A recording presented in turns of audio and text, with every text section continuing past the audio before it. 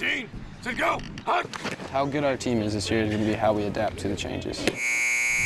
On a Tuesday morning at Jung Field in Joplin. Here we go. 1, 2, 3. Eagles! Hustle! Motivation is not the issue. Each Joplin Eagle has a favorite part of playing the game. Get there, get there! It's just, a good smash or an interception. That first home game, Friday nights, they announce your name and you run through the tunnel. I really like hitting the quarterback when he's not looking. But his summer drills hone football skills and construction trucks continually drive by their practice, these teenagers know this season will be unlike any other.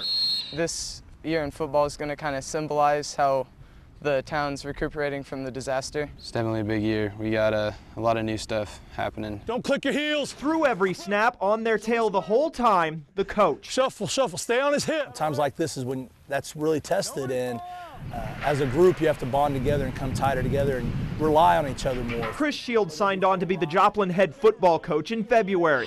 He never imagined he'd have to rebuild a program in a city rebuilding from May's tornado. Our expectations as a team haven't changed. We're going to come out, we're going to work hard every day. Getting a new coach kind of just fits the mold perfectly with what this season's going to be. Both feet working together. Of Coach Shields' 70 sophomores through seniors, at least 15 share linebacker number 21 Josh Banwert's story. Right now we don't have a house.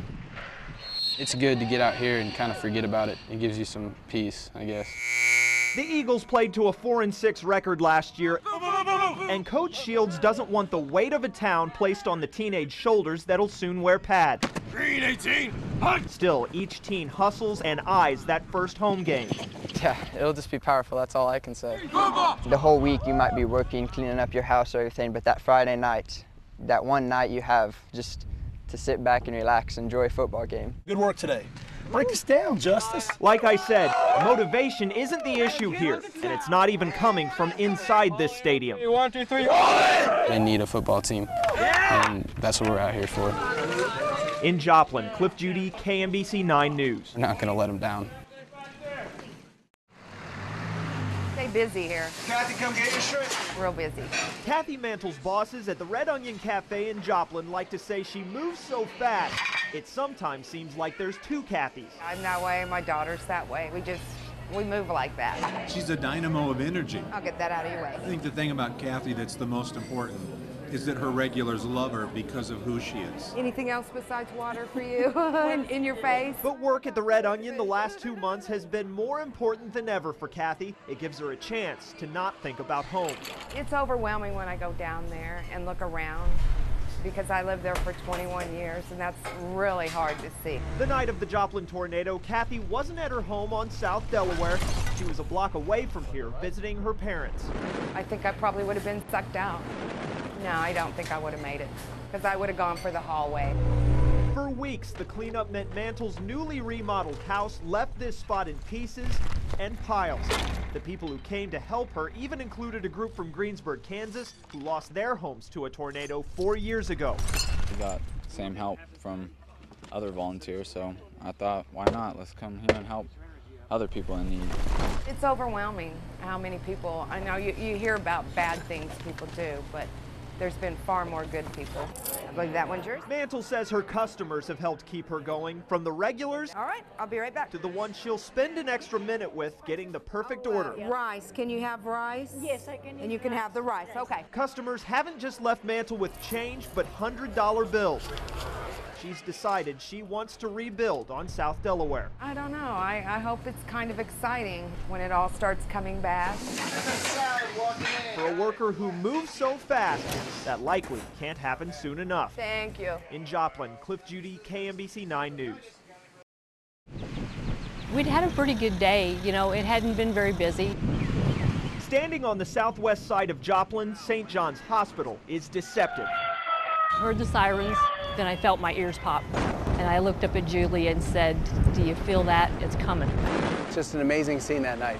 Something I'll never forget. Surrounded by a city's worth of 2x4 graveyards and homes in piles, it's easy to see St. John's standing 9 stories above the rubble and think it survived May's EF5 tornado.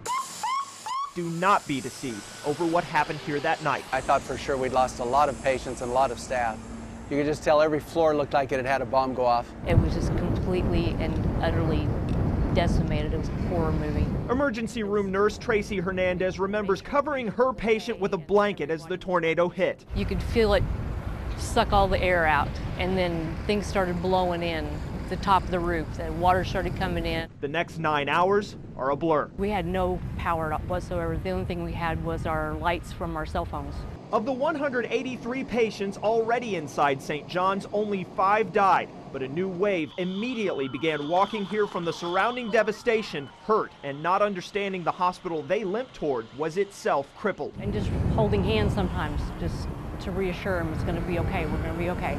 Knowing all along we didn't know whether we were going to be okay or not, but the people just kept coming in. Hernandez estimates the ER saw at least 150 walk-in patients. Inside this building, she treated a man trapped by a peeled-off roof, teenage girls in blood-red dresses who just left Joplin High's graduation, people with that rubble driven through skin. But we had people that were injured, badly enough that we didn't know what happened to them. St. John stabilized and transported hundreds in the pitch dark. Everybody stood up.